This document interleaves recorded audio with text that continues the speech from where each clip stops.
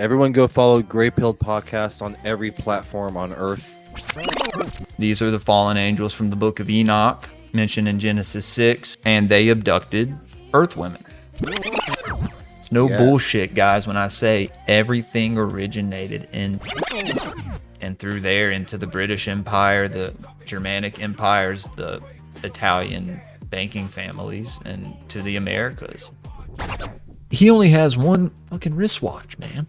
So ENKI gets the two, but he definitely hasn't missed a leg day. He's shredded, man. They're all shredded. Calfzilla. And when following, he sees 200 of these motherfuckers who are supposed to be at work. He's like, why aren't y'all at work? Y'all didn't even put in a fucking vacation day. You just left. Yeah. You I know? heard doing half shars. Even with Gilgamesh's mom, he just wanted to take that. Like fucking Diddy. Take that. Never go full Diddy. Never go. They're the extension of the Atlantean species, or the Atlantean civilization has now spread. A species' primary purpose is to survive and procreate. This creator of all Engel and Galzu supporting the survival of ENKI's line is mind-blowing. And what I'm about to say next supports that they were interdimensional. God of fire. Well, he's referred to as God of fire. Now, what if Gibble was Prometheus? Although Osiris was legally the son of Geb, his real father was Isis too was only legally the daughter of Geb. Her real father was. What is Anana doing right now? Like, that's kind of scares me. Like, she's abducting men unsteady and having sex with them in her sky chamber. And everybody go buy Adrian's book, Pantheon Won the Golden Veins. Welcome to the Grey Pill Podcast, where truth's unveiled, exploring the depths beyond what is retail, conspiracies, esoteric knowledge so enthralling. Open up your mind, let's dive into the sprawling. Oh yeah. Grey Pill awaken, question what you know. Peeling back the layers, let your curiosity grow. Uncover hidden realities, break the mold. Come take the journey, let your mind unfold. What's going on, everybody? Welcome to the Grey Pill Podcast. It's me, your boy Jules, here with my co-host Adrian. Hey, buddy. Howdy, Hal. How you doing, man? Fantastic. What about yourself? I'm doing good, man. I'm on vacation, so still having to watch my kids and stuff while my wife works. But it's good, man. It's good to not have to wake up at 6 and head in to be a debt slave. Absolutely. Yeah, it's nice. Yeah, basically show my son how to mow the front yard earlier. He knows how to mow the back. It's just one big square, but front's kind of, you have to maneuver around certain part. Just trying to teach him how to do it so he could do it himself one day when he has his own house, you know. Doing a sound science tomorrow. Me and Thomas are with this guy, Truth Seeker. I've heard of him. Yeah, man. Yeah. One of the albums he'll be talking about is Bone Thugs and Harmony. So, ooh, yeah, man. You should come check it out. I think maybe a Korn album too, and Red Hot Chili Peppers album. I've worked with Red Hot and Bone Thugs in the past. Do you want to tell everyone what you really do? My main hustle is filming high-level concerts, producing concert theatrical movies, and live stream broadcasts, pay-per-views, the whole 9 yards. We do up-and-coming artists and younger acts that are still on their ascension as well, but also worked with a ton of big names in the last several years. That's awesome, man, and I'm sure it's something you love doing, so that's even better. So, guys, doing a Pantheon project, obviously, Elohim Etymology. ENKI, again, for a fourth time, and we'll be talking about him throughout this whole series, but these 4 episodes that we've done, this being the fourth, will cover mostly him. We have a lot to cover, so Where do we leave off last time, man? With the Ajiji descending to... In here it says the Cedar Mountains. Would that be Mount Hermon? The Cedar Mountains are in the Lebanon region. Okay. Is this dissension part of their arrival to attend Marduk's wedding? Okay, so we ended the last episode, guys, with the Ajiji, or I think the cherubim. Fair. I think that's what class of angel they are. You know, emissary or messenger. Angel means messenger in Greek, right? So they came down from Mars, where they were stationed to traffic gold to Nibiru, and they abducted Earth women. You know, these are the fallen angels from the book of Enoch, mentioned in Genesis 6, who begot the Nephilim. The Nephilim were their offspring. That word alone is probably one of the most popular words in culture right now. Yeah, big time. And it's very prevalent and it's very important. At the same time, man, it's such a small piece of a much larger story. It's one component of a massive jigsaw puzzle. Shout out to Joseph Lumpkin, man. This is great. And he has like parts from the book of Jubilees, the book of Jasher, which is where I read that part about Tubal-Cain. And then he has the book of the Giants, the book of the Watchers, the origins of evil. And we can have a whole episode on the Dark Brothers and get into maybe who that was in particular, or who they were. Yeah. How many Dark Brothers, you know? Yeah. Sounds like a rap group. I wonder which Anunnaki put on the best rock concerts. I mean, does it specifically say who created music? A lot of the arts, crafts, and magical traditions originate from the side of ENKI. And then you see all these like more technological characteristics, whether that's spaceship building, city building, rockets, military type things. Those come from the Enlil side. Yeah. It's an interesting dynamic. I don't remember who is the first god or goddess to bring music to us other than the age-old tale of Lucifer, right? Exactly. Man. But when they talk about the medics or the female women who came to Earth, and some of those like daughters of that first line of Anunnaki gods, they taught humans instruments and music, and you know, like one person would teach incantations, another person would teach healing, and then another one would teach music. Okay. So it's a tradition that was passed down. So maybe we could dig further into that, man. I think that'd be cool. Yeah. But yeah, dude, I mean, this leads right into Ziasudra, or Noah, who we're going to talk about on this episode, and the Lord who he talked to, or who talked to his reed hut. And that's the etymology with the reed and red.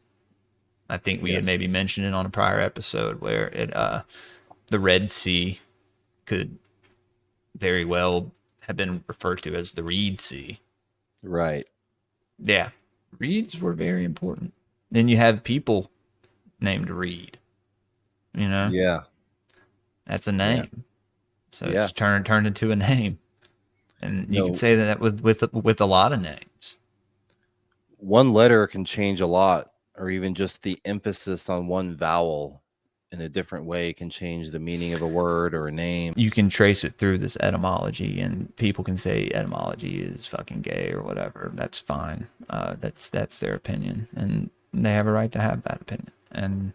But that's just another like avenue to go down to get back to these stories, man. Get back to Sumeria. It's no bullshit, guys, when I say everything originated in Sumeria. Yes. Went from Babylon to Egypt, and then to Greece, to Rome, to the Vatican, and through there into the British Empire, the Germanic empires, the Italian banking families and to the Americas eventually. What deities are being worshipped? That's where this is all going to end at. And eventually I'll probably end up creating that Patreon I've been talking about, guys, that 99 cents a month Patreon. Hey, real quick, you know how we're talking about like one missing letter in names and stuff? Yeah. Do you know why America spells canceled with one L and England spells canceled with two L's? Why? Because we gave him that other L back in 1776.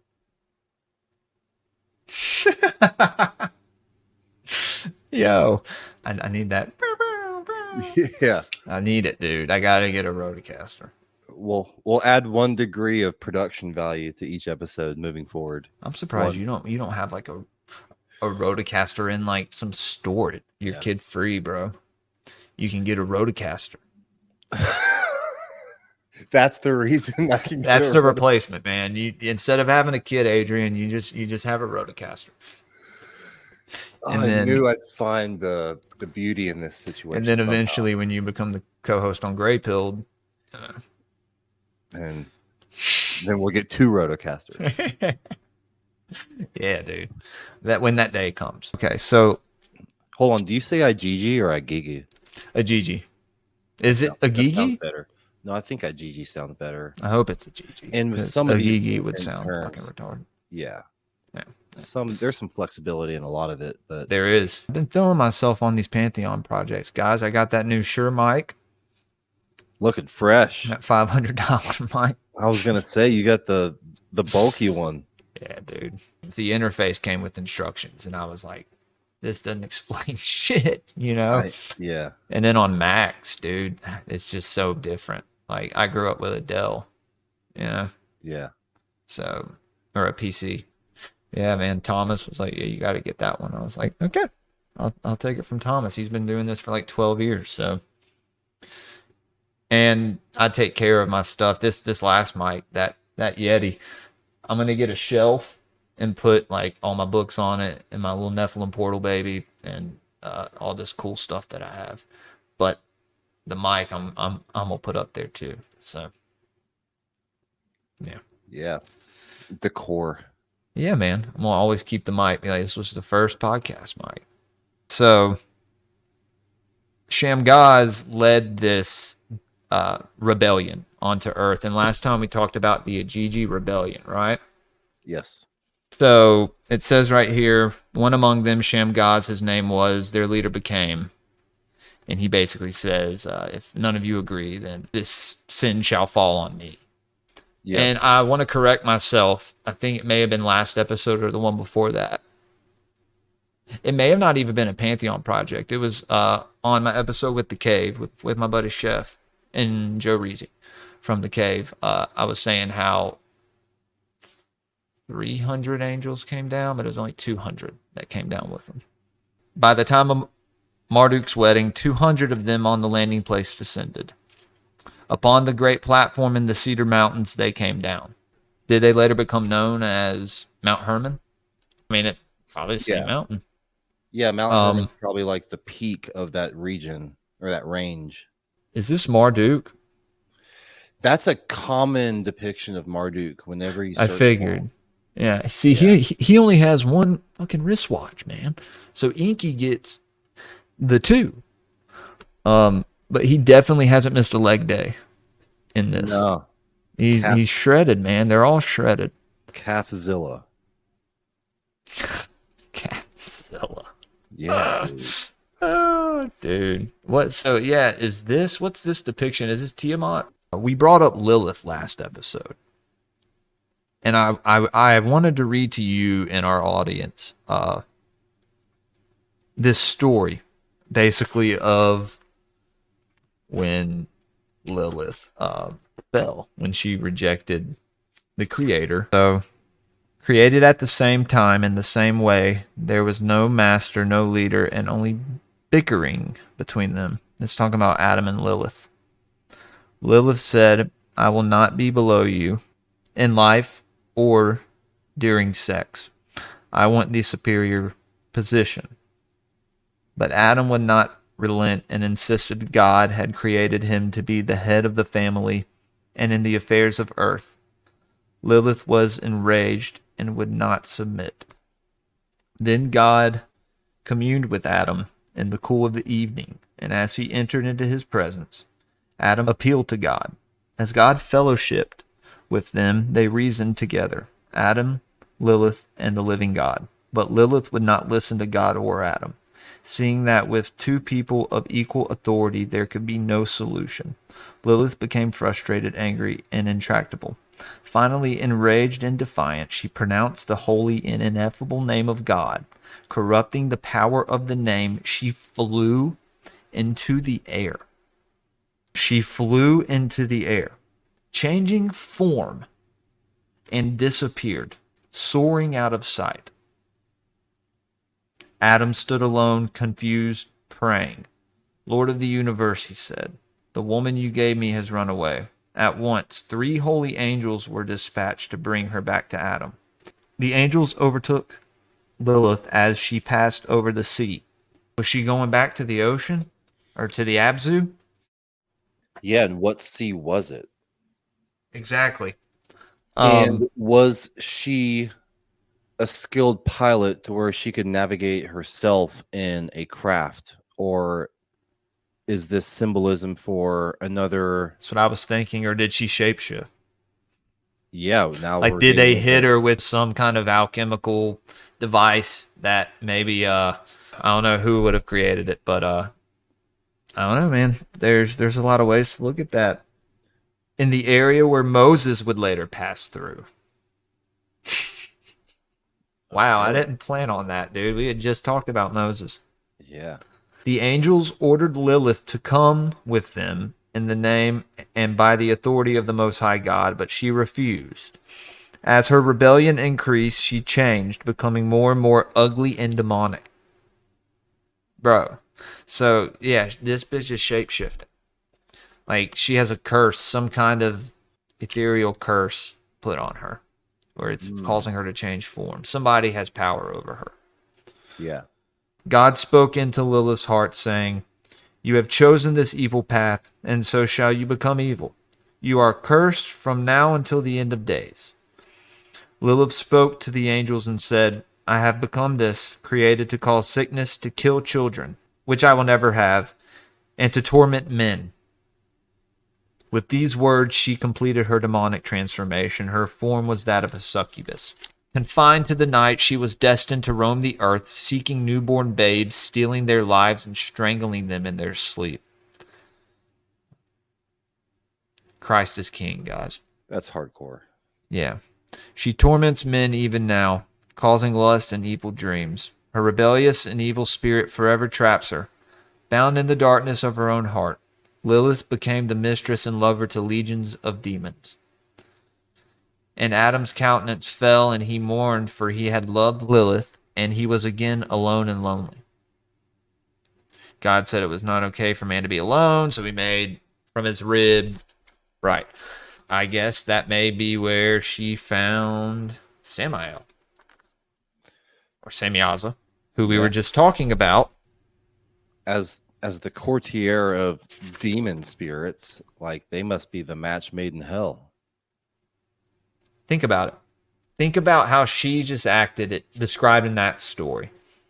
And how I described Samyaza last episode, and how we'll talk about him. I mean, dude was just a huge piece of shit, man. Try looking for an image of Semyaza. Like, it is all dark monster art everywhere you look. He was almost like such a bad guy. He was too bad to make a stone statue depiction out of. He was like, Dude, he was bad you're without right. the prestige and the power of like an Enlil or someone. He was like too rebellious, too much of a disruptor. Yeah, the people who rebel against that first generation of Anunnaki usually doesn't end up well for them or their health or legacy. So this whole storming Marduk's wedding, extracting earth women, mating with the daughters of men, it worked out for him in the short term, that short-term gratification. We're going to have an episode on Semyaza, guys, or Shem Gaz, Semiel, basically exposing who he is. I think he's a lead deity that a lot of elites pray to. So, trying to dig into it, guys, you know. And y'all shoot us messages or leave comments and let us know who you want us to dive into next. Yeah. We'll Like, take recommendations and we'll definitely listen to y'all, like, because there's a couple people who I know are watching it. Just let us know if y'all have any questions, even about Adrian's book or the Anunnaki or the Elohim. Shoot and us let a us know if DM. you have an alternative viewpoint or something we're not touching on or haven't discovered yet. That's groundbreaking. Okay, so Shemgaz was their leader, and Marduk marries Sarpain. So Enlil's pissed. He's pissed. Majorly. Some of the Ajiji and their offspring to the domain in the dark-hued land came. To the domain above the Abzu, to Marduk and Sarpain granted. Marduk the Ajiji invited. To dwell in 2 cities that for his sons he had built. Marduk the Ajiji summoned. And then some of the Ajiji and their offspring to the domain in the dark-hued land came. Now, the dark-hued land is Africa, obviously. Yep. I think Eridu might have been one of those 2 cities. This is what starts the big tension in the families, because Ninurta's like, what are ENKI and Marduk planning? This is when ENKI becomes a Satan figure in their eyes, you know? Yeah, to Enlil, he just kept digging himself deeper and deeper. I mean, Until his son publicly married an Earth woman. right. And when following, he sees 200 of these motherfuckers who are supposed to be at work. He's like, why aren't y'all at work? Y'all didn't even put in a fucking vacation day. You just left. Yeah. You I know? heard doing half shars. And Lil had a conspiracy as well. He tells Ninurta to go find Cain. And this is why he goes and finds Cain. I didn't read any further earlier. To go and teach him how to build rafts. So Enlil wants to literally wipe the earth now. This is where his plan starts. He wants to wipe the earth of everything ENKI and Ninmah created. Except for the one bloodline, the evil son, right, of Adapa. It's like, why? Why would you want to keep Cain's bloodline alive but destroy the rest of humanity? That is interesting to think about. Right? Yeah. It's Ain't none of you motherfuckers perfect. And that's where we get a lot of our flaws from, man. I think, like, it's just these fallen archetypes. These fallen deities, entities, beings, whatever y'all want to call them. it's kind of like Enlil was such a controlling leader who had a penchant for like squashing chaos or squashing rebellion or asserting dominance. Part of that, he almost needed to allow some chaos to unfold so he had something to squash, right? Right? Yeah, dude, the duality and like order out of chaos. Yeah. Enlil may have been the first chaos magician. Right. Yeah. And so maybe him allowing Cain to exist and was that balance. Yeah, he was like, that's the one who murdered someone. He's the one we're going to keep around. Yeah, and maybe he knew that ENKI was going to do the same. He was like, my brother's about to pull some shit if I do this anyway. So, if I flood the earth, because he basically announces to them, like, I'm going to do this. Y'all get the fuck out of here. And they all go to their respected territories. Talks about Lumak. So it says in the Eden, Lumak, which is Lamech, right? Mm-hmm. Was the workmaster. Quotas to enforce was his duty. So he's the slave driver. Noah's father. Yeah, essentially. And this is the son of Methuselah. The earthlings' rations to reduce was his task. Damn. That's mean. Right? Who's giving him that? that order. Enlil? It's the Lulu diet, bro. We're seeing this age-old concept of, you can hurt your enemies by appealing to those core components of food, shelter, clothing. So by allotting rations, whether that's most likely less than normal or less than what's available, you're removing the concept of abundance. Right. So now you're creating fear, stress, and unpredictability. So this is when the controlling of humanity may start. His spouse was Batanash, the daughter of Lumok's father's brother she was. Cousin. Of beauty outstanding she was. By her beauty was ENKI charmed. Damn it, ENKI. What the Here we go. He just can't wear he can't go Leo DiCaprio and just wear a hoodie and shades and a hat and be in disguise. He has to just be out there, right? Probably charming. Even with Gilgamesh's mom, he just wanted to take that, like fucking Diddy. Take that. Never go full Diddy. Never go.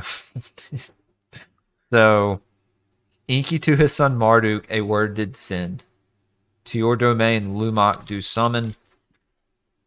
How by earthlings a city to build there him teach. This dude's being like a backdoor Jody right now. You ever heard that say? Yeah.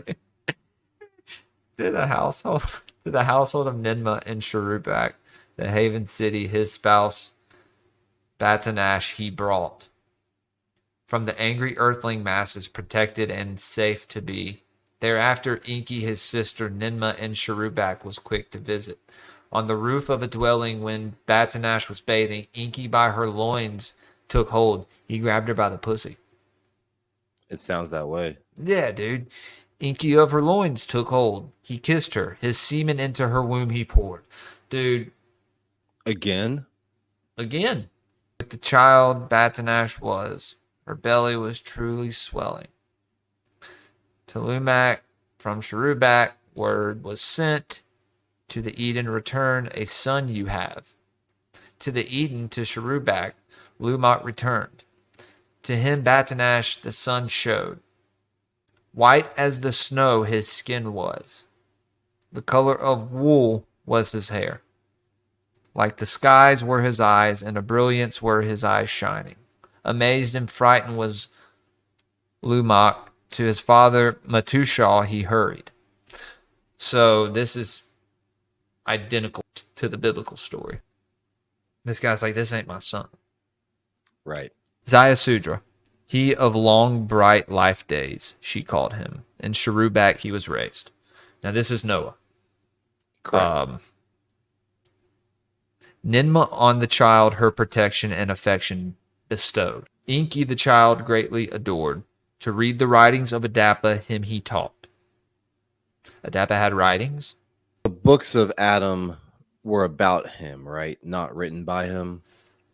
Okay. So just his story, basically. Yeah, I mean, he might have writings that got lost over the course of time, burned in the halls of Alexandria, or just maybe yet to be discovered. Imagine now that. this story is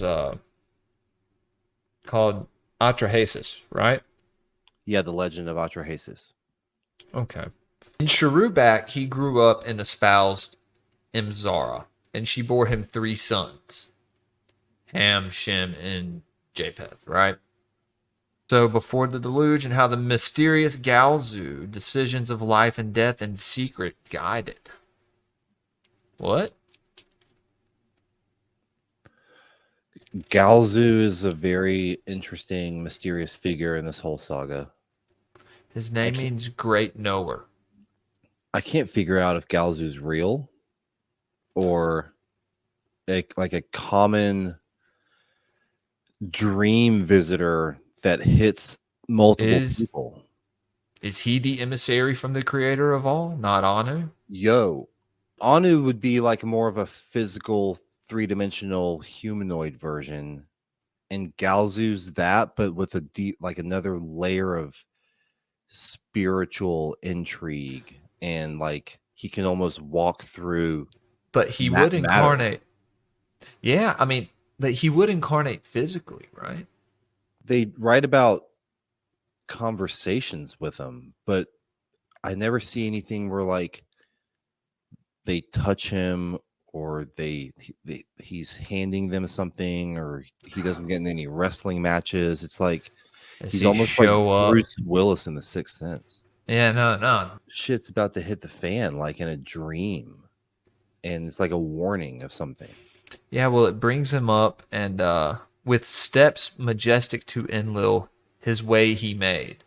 To him a sealed message from Anu he presented. I am Galzu, emissary, plenipotentiary, I butchered that, of King, I don't think anyone can fucking pronounce that, of King and Council to Enlil, he said. By his coming, Enlil was surprised. No word from Anu of that did forecome. That ENKI and Ninmah be also summoned was Galzu's request. When they came to Ninmah, Galzu pleasantly smiled. Of the same school and age we are, to her he said. This Ninmah could not recall. The emissary was as young as a son. She was as his olden mother. Simple is the explanation, Galzu to her said. By our winter's slumbered life cycles it is caused. This is where we get into Ninmah and the rest of the Anunnaki realizing like, oh, wait, if we stay here,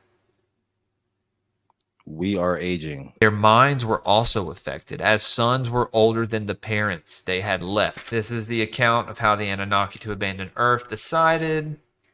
Okay, so Enlil basically tells them all, I'm going to flood the Earth. You have to go to your respective places. Male and female essences and life eggs they collected. Of each kind, 2 by 2. 2 by 2 they in Sharubak in the Abzu preserved. For safekeeping, while in Earth circuit to be taken. Thereafter the living kinds to recombine. They're talking about, now when they mention 2 by 2, is this like the chromosomes that they're talking about basically?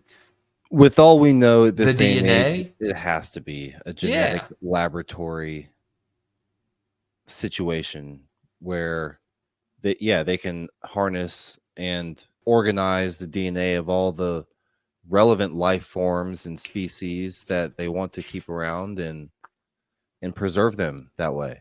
Nibiru's approach causes the White Land, being Antarctica, the White Land's ice sheet to slip. The resulting tidal wave engulfs the Earth with water. The remaining Anunnaki bewail the calamity from Earth orbit. The waters recede. So in addition to Enlil getting salty over the course of all these shars, there's also natural Earth cycles happening in ice ages and peaks and valleys of temperatures and climate. So 73,000 BC, there was an ice age that was gradually beginning. 48,000 BC, it was really starting to mess things up. And now we're in the lifetime of Noah, which is approximately 30,000 years after that. Yeah. Because as the end of the flood occurred and the ice, which we haven't even gotten into the flood or the cataclysm or the catastrophe, but we know through science, we have a good idea that the end of the flood, when the water level started to go back down, that's approximately 12,900 years ago from now. Yeah. So Noah was alive then, and it's a lot more recent than where we started in the saga 500,000 years ago. But I just wanted to point that out, that there are natural Earth cycles that were causing civilizations to die out and have to migrate, etc. But what do you think about Enlil's stance that I'm going to cause this as a punishment versus Nibiru's orbital path and those natural gravitational effects causing issues? Do you think Enlil was like using that knowledge as a flex, like using Nibiru as a disguise to make him seem like he had this power? Or Yes. could it be both? This was imitated over time, right? Yeah. By these magicians, occultists telling kings and queens like this eclipse is going to happen on this day. It's because they could read the stars and they had read about all this knowledge. And it seems like Enlil was definitely into magic and definitely like open portals and then do all sorts of shit. Maybe. I agree with you. I find it very intriguing because, as I was saying earlier in this episode, it seemed like, with the exception of a few people, like his side of the family had less of the musicians and less of the magicians. But he was probably doing this like secret sorcery behind the scenes, because I feel like he forbid it. He like banned the humans from learning incantations. Why was the creator of all contacting ENKI? You know? Yeah. Now who's this right here? That's Poseidon, that's aka ENKI. Poseidon. We'll come back to that. This is Atrahasis, right? The tablet. Yes. So Galzu comes to ENKI in a dream. Enlil has decided to flood the earth, or so he says, before Nibiru comes through, and I guess it says the White Land was Antarctica a lot bigger. I suppose there's a chance. Or was it all just like one continent at that time? Have you heard of Earth crust displacement theory? No. So there's these cats out there that think, I'm still on the fence about the original location of Atlantis, but there are people who can articulate this in a scientific way that makes it seem believable, that Antarctica used to be way up higher in the Atlantic Ocean, almost near the equator. And it's not plate tectonics, but there's a way that they're theorizing where it's called Earth crust displacement theory, where continents can shift on like the top of the crust, irregardless of tectonic activity, and that Antarctica sank to the bottom of the South Pole. So maybe it was larger, maybe it was in a different place. But he does reference the southern continent in these tablets. Oh, yeah. So you brought up Atlantis. Now you've opened a door you can't close. So, bro, where does Atlantis fit into this? I love this. I think by the time period we're talking about now, the original Atlantis location on Earth, like the headquarters, because I know that it was located in several places on Earth. It was kind of a civilization, the main place being the island, right? Or what is looked at as an island, what used to be an island. Right, according to the writings of Plato. Regardless of where that place was, I think Thoth in the Emerald Tablets talks about how Atlantis was falling, and then he left and descended down on Egypt, or the land of Kim. And this is around the time of the pyramid construction. So, in my opinion, in the 30,000 year ago mark, but we're now past that at the age of the flood. So at this point, Atlantis, if they use that term still, it's a global civilization. I use it synonymously with the Anunnaki.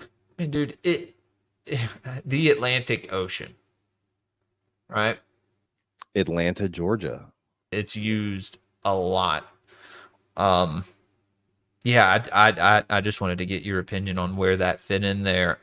As I know Thoth was a priest king from Atlantis, and he taught worshiping the creator of all.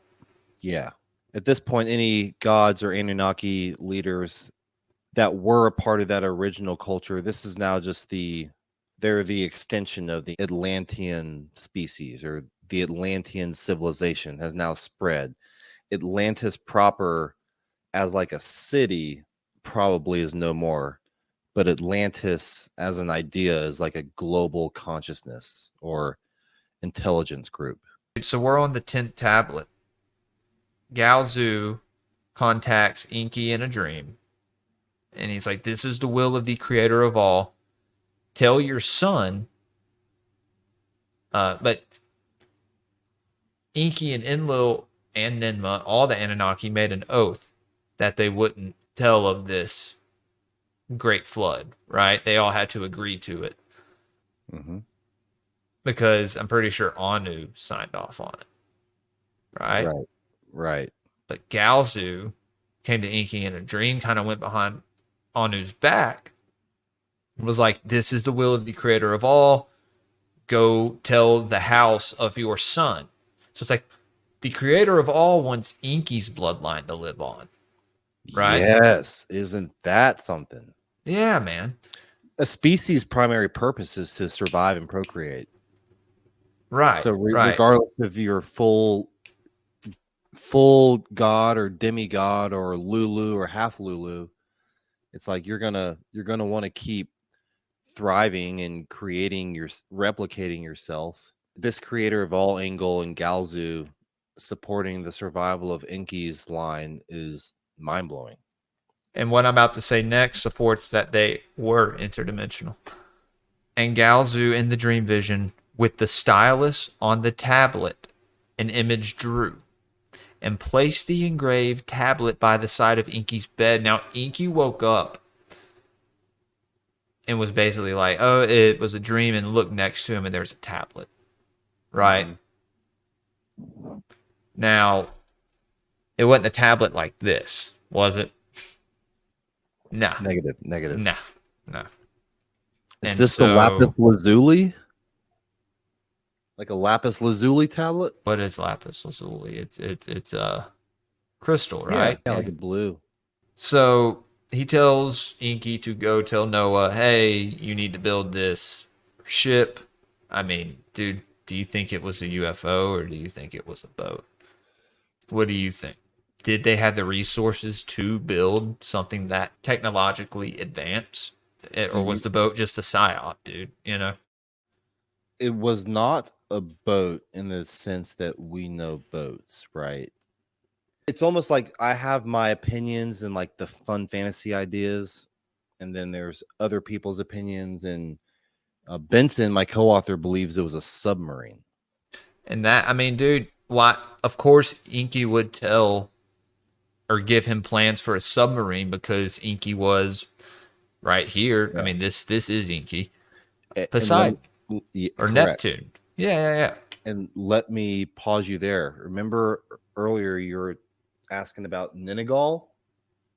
Yes, Ningal, ENKI's son who leads Noah after the flood, leads him to land, I believe. Yes. And this is Uriel. I'd have to look in Enoch, but what were you going to say, man? This is an excerpt from likely towards the end of book 2 in Pantheon. Ningal was ENKI's fourth son with Damkina, known as Lord of the Great Waters, that is, the seas. He was the Anunnaki's greatest navigator and superintended over the shipping of ores from the Abzu to the Eden in Sumeria.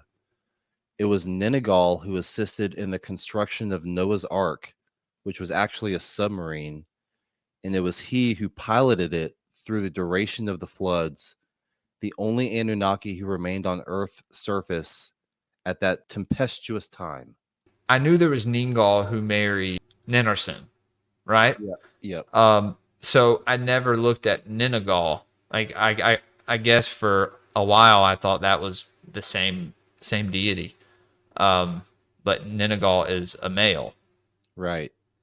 One of ENKI's lesser appreciated sons. Very much so. Same as Gibel, the god of fire. Well, he's referred to as god of fire. Now, what if Gibel was Prometheus? Right? Yeah, man. Bro, Elohim etymology. We'll do Ningal and Gibel on the same episode, probably. Because they are spoke a lot less of. So I think that would still be a fun episode, man. So, of course, it took 7 days to build a boat, right? That's what it says here. It says, in 7 days, build the boat. But when ENKI got this message through to Noah, he spoke to his reed hut. And he says, reed hut, to my words, pay attention, to my instructions, heed pay. And basically tells him, abandon your house, build a boat, spurn possessions, save the life. The boat that you must build, its design and measurements are on a tablet, are shown by the reed hut's wall. The tablet I shall leave. It says, the oath not breaking, the Lord ENKI, not to Zaya Sudra, but to the hut's wall spoke. Right? Yep. Now, in the book of Enoch, it does say that Uriel may have spoke, but you never know, man. And like I said, we'll dive into that on a later episode. At that time, Ningal by ENKI appointed the boat towards the twin peaks of Arata, Mount Ararat, directed. So, I mean, this is describing it as a boat, but it was probably definitely a submarine. Or a USO type of craft. Yeah, man. There you go. It'd be pretty badass if it could also emerge from the waters and fly if it had to fight for its life. Yeah, man. And then it says, he sent forth a swallow, he sent forth a raven, both to the boat returned. He sent forth a dove with a twig from a tree to the boat it returned. While this is happening, dude, it's saying like Ninmah and Ishtar were crying. Ninmah says everything down below, all that lived, has turned into clay. Yeah, man. It's like a very emotional thing for some of them, probably for Thoth too, you know. It talks about how everything was wiped from the earth and all that in the olden times, and the Eden and the Abzu had existed. Under the mud was buried. Eridu, Nibiruki, Sharubak, Sipar, all were gone. That's sad, man. This is like the end of a generation, or, you know, the transition into a new reality after the flood. Same characters, but different rules and dynamics. It says right here, Lamu by the passage of Nibiru was devastated. So did Marduk say. So does this destroy Mars? It has to be one of the final, like the straw that broke the camel's back. Right. Because in, you know, because I think Marduk took his family up to Mars with the Ajiji. Yeah, so at some point between like Simyaza's reign and all the visits to Mars, and Enoch visited Mars too. And we'll talk about that on the Enoch episode. Yeah.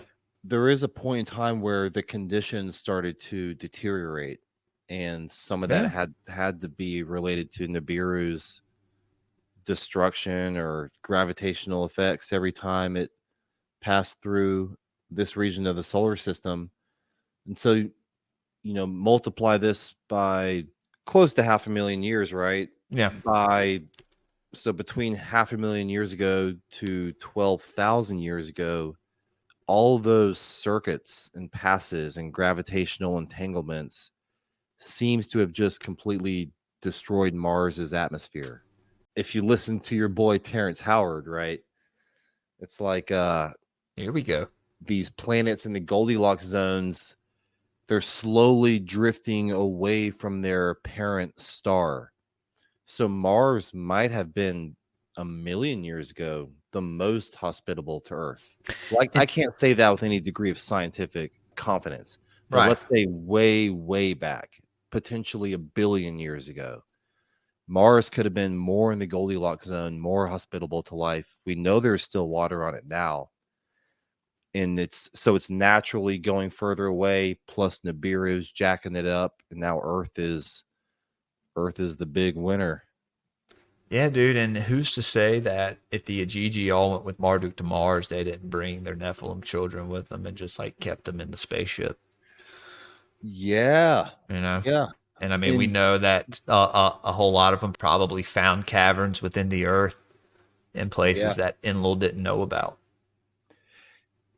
And I didn't think about this, but we know the type of creatures and beings and Anunnaki that were on Mars. Who's to say they didn't blow themselves up or have their own nuclear war that wasn't highly documented? But that's also why the atmosphere has gotten worse. Enlil comes down, sees that Noah is existing, is pissed, but at the same time, I think he is appeased by Noah. Yeah. Does Noah show him servitude? Does he bow down to him? I should be reading that, but I am right here where Is this after or before the flood? this is right after. In the high mountain land on this side of earth, some earthlings have survived. Descendants of Cain they are. With the handling of metals they are knowing. 4 brothers and 4 sisters are their leaders. On rafts they themselves saved. Now their mountaintop in the midst of a great lake is an island. What? Yeah. Now, when you read the Epic of Gilgamesh and Gilgamesh meets Ziusudra, there is a description of that location that kind of makes me visualize something unique. It's like in a cave, but it feels like outside that there's like a sun powering it, kind of. Like yeah. You ever hear depictions or descriptions of Agartha? Well, the sun inside the earth, that's what a lot of people say the aurora borealis comes from. The green light that emits out of the North Pole comes from that sun in the earth. Yeah. And maybe it happens more than we know, just on light frequencies that we can't comprehend. You know? Right. Yeah, dude, we're going to do a whole Hollow Earth episode. Yeah, it's going to be fun.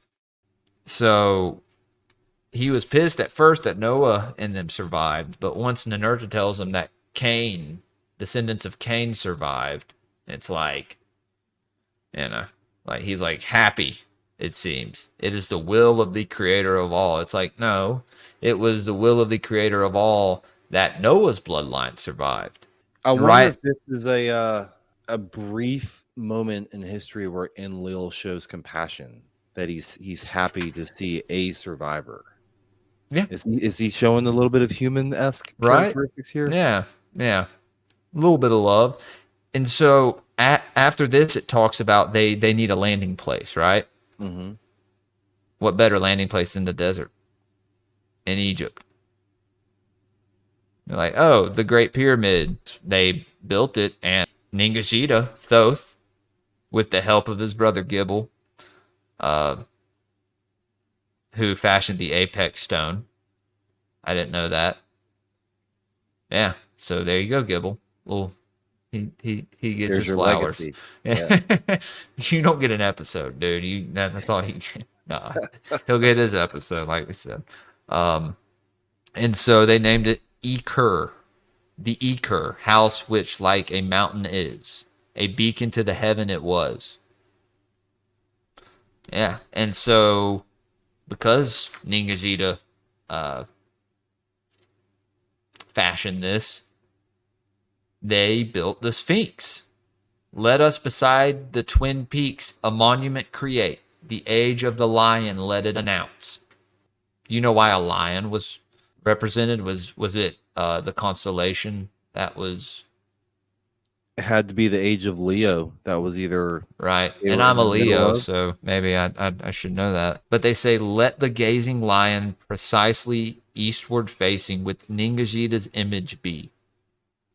So the first face of the Sphinx was that of Ningishita, Tahuti, Hermes, Thoth. Yes. Very important. Yeah. For the descendants of 2 sons of Ziusudra, Shem, Yafet, therein to dwell. So everyone's getting their kingdoms, right? And Tillman, an abode for Ninmah. Mm-hmm. She is now known as Ninhursag, guys, the mistress of the mountainhead. So, of the place of the celestial chariots, Utu must again the commander be. That's massive. Yeah, man. Well, I believe the place of the celestial chariots was more in the Lebanon. Yeah, Utu's in charge of the rocket city, and that's essentially the seat of power and control. Marduk goes back to ENKI to express more grievances with the state of affairs. This has got to be like the 3rd time at least. Yeah. And we'll end it with this, but we'll kind of like set out, I guess our next episode will be Marduk. It has to be. It has to be. Yeah, Yeah. it's all. Yeah. He's And about to we'll take get over. back into ENKI when we do Thoth, when we do the episode on Ningajita, when he goes to South America. We'll kind of bring ENKI back in as Ptah and who he was in other regions of the world. Mm-hmm. So by the time the first Shar after the deluge was completed, the peaceful truce by an unexpected occurrence was shattered. Not between Marduk and Ninurta, not between Enki and Enlil, but between Marduk's two sons. By the Ajiji abetted was tranquility broken. Asar and Satu, the two sons, Asar and Satu, Osiris and Set, guys, now because we're in Egypt now, were wed to the two daughters of Shamgaz. Yo. The Ajiji leader a liking took. So the two sons to the daughters of Shamgaz a liking took. When to earth they all returned, the two brothers, the two sisters espoused. So they met each other when they were up on Mars, waiting for the flood to die down. Yeah. Asar, the one called Asta, chose, and this is Isis. She is, I believe, now embodying that Isis archetype of the mother goddess, so to say. Ninmah had her role at first, and it was passed to Ishtar, and we'll get into that eventually, and maybe even Enlil and Enki's wives. I'm sure Antu embodied that Isis archetype at one time. Satu, the one called Nabat, betrothed, and that's Nephthys. Asar with his father Marduk in the dark-hued lands to abide chose. Satu near the landing place where the Ajiji dwelt with Shamgaz, his dwelling made. So Set and Shamgaz, Adrian. Now you had mentioned a couple episodes back how you believed the Satan deity was the same as Set. Yes. So here we have two Satan deities literally like bunking with each other. Yes. Right? Yes. I mean, what more do you need for like a Satanel, that being Set, and then a Samael? I mean, he convinces him, and it says here, and we'll start the next episode off with this. Father and daughter schemed. So Nephthys and Shamgaz basically, oh man, we'll get into this on the next episode, guys. But yeah, they basically trick Osiris into drinking this stuff. They went and buried him alive. Yeah. Enki's like, the curse of Cain is repeated. This may be before they have Nabu, who is Nebo in the Bible, if people don't know. And we'll have his own episode too. Also, his angel name in Enoch, Nabu, that is, youngest son of Marduk, was Pravuil. Pravuil. Okay. But yeah, man, this was awesome, dude. It was a blast. I know it's so late. What's up? I got some mind melters for you. Yeah. Regarding this stuff, but I kind of may want to save it for the Marduk episode. Yeah. Unless you just want me to drop some heat. You don't have to like drop all of it, but if you want to drop a little heat, brother. So this paragraph is entitled Osiris, Set, and Horus. Osiris, also called Ashur, the most famous Egyptian god alongside Horus, was Enki's most beloved grandchild. He was one of 4 children of Geb and his wife Nut. Geb and Nut had married as half-siblings, being the children of Marduk. Their 4 kids were sons Set and Osiris, and daughters Isis and Nephthys. But the state of affairs was not as straightforward as that. Although Osiris was legally the son of Geb, his real father was Marduk. And thanks again to the incestuous proclivities for which the Anunnaki were famed, Isis too was only legally the daughter of Geb. Her real father was Ningish Zeta. Bro. The only true children of Geb were Set and Nephthys. If it wasn't midnight, I'd be like diving into all the homework and stuff and all the the cool things we have to do. Well, dude, we're on tablet 10, I think, or maybe tablet 11. So we only have 4 more tablets in the Lost Book of ENKI. I have an Anunnaki Chronicle book too, dude. That Nice. Janet Sitchin had released later on. That talks a lot about South America and Inerta being in South America too, or in the Americas as well. Yeah. And there we go with the eagle being on the United States seal. Yeah. And I think Enlil and Inerta run America. Yep. I think you're right. And you have Nanarsin over in the Middle East. We're getting ahead of ourselves because you expand on him starting Islam, basically. So and I think a lot of people know that Islam is worshiping a fallen angel. I mean, they walk around the black cube and kiss a meteorite. What's more fallen angel than that, man? I mean, you have people in the religion with good intentions who were just taught this stuff, just like anybody in Christianity or Judaism or anything. But, oh, bro, yeah, we got a lot to talk about, man. Let's not spoil it. It's endless. We may have just given some people semis with what we just said. So then where would Ishkur be? Just before we get out of here. I think Ishkur kind of gets swept to either like a second place role, or they only utilize him for hardcore weather manipulation. Like, he might not have a domain, he might have a job, you know? Okay. Like this is your specialty. We have to get into that. If you go by the zodiacal age, Utu Shamash is still in charge of the earth. And but that could change. That's all the sun worship and yeah. That's another eagle symbolism, you know? Yeah. So definitely he's definitely in there. And if he's in there, you know his sister's in there. Like, what is Anana doing right now? Like, that's kind of scares me.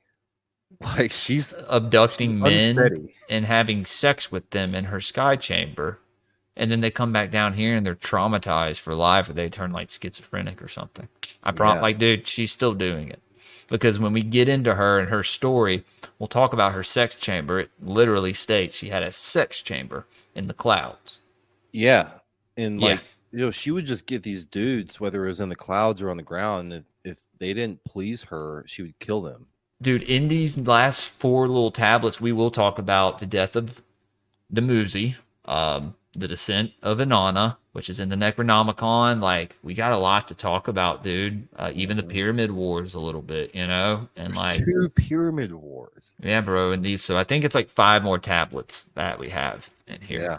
But yeah, man, a lot of fun stuff. Or even more gray pills, bro. Like, just everybody is just being force-fed gray pills, and there's nothing anyone can do about it. So, I have to thank you for helping me do that, man. So, is there any plugs that you want to put in? Just the usual. Everyone, go follow Greypilledpodcast on every platform on Earth. You can follow me at ADRIANWESTHQ on Instagram, ADRIANWESTHQ.com. Check out Pantheon.series on Instagram. And keep fighting the good fight, seeking the truth, and moving towards the light. Yeah, brother. And everybody go buy Adrian's book, Pantheon Won the Golden Veins. It's been on the top right the whole time. And read it. Yeah, I was going to say, there's that too. Audible's dropping this year. I'm actively reading chapters from it as we speak. Hell yeah, man. Hell yeah. And you get to listen to Adrian's smooth, sexy voice. Only on the prime number chapters. I like to switch it up. Yeah, man. Y'all can go follow me. Greypilled_podcast on Instagram, Greypilled Pod on Twitter, Spotify, Rumble, YouTube. It's just Greypilled Podcast. Greypilled on Bitchute. I have a link tree in my description. And I will have all of Adrian's links in the description as well. I always do. I'm going to start trying to do Greypilled every Thursday or Friday. And yeah, Schizo News Network every Saturday night, guys. Yeah, that's it. Much love to you all. Thanks for having me. Great Much chat. love to you, brother. Till next time. All right, man. I'll talk to you later. Peace. Peace. All right, guys. It was fun. We were going to go for longer, but he's an hour ahead of me. But anyway, yeah. Y'all stay gray-pilled, and I will see you guys later. Peace. Just super planet and place it. It's so good you can taste it. Down here in the basement, with a super predator playset. Is the Super Predator playset. Comes with a shape-shifting reptilian politician, light-up severed head, jar of adrenochrome, Book of the Dead and more. The Paranoid American playsets. Collect them all new from paranoidamerican.com. Disclaimer. These are custom art creations and not toys meant for wimpy little new world order babies. Don't eat the art. Don't sue the artist. For more details, visit paranoidamerican.com. I got you. See, Welcome to the Greypilled I'm Podcast. slightly autistic. I mean, I'm fucking awkward, you know? I know I'm not like the brightest bulb in the shed. I'm find you a good one, fellas, because they're all getting either, taken away by other men or taken away by Samael.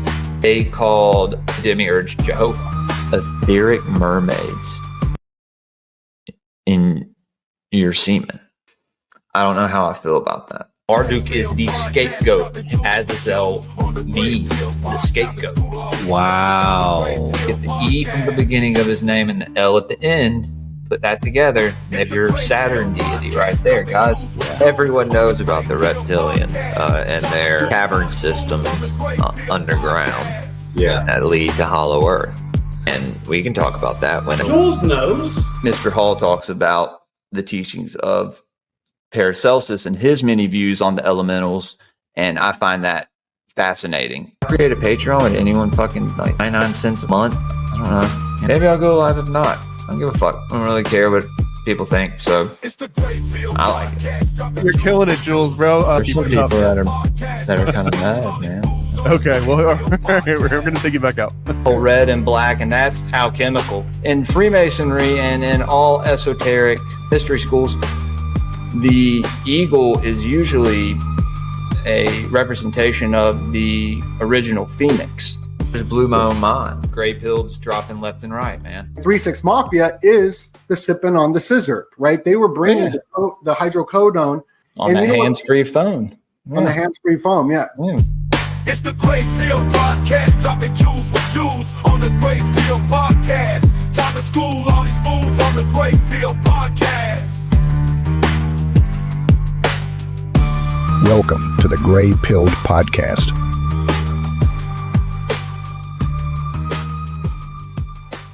Gather round, all you mystery seekers. We're diving deep into the dark, exploring realms beyond what's known, where the secrets of the shadows leave their mark.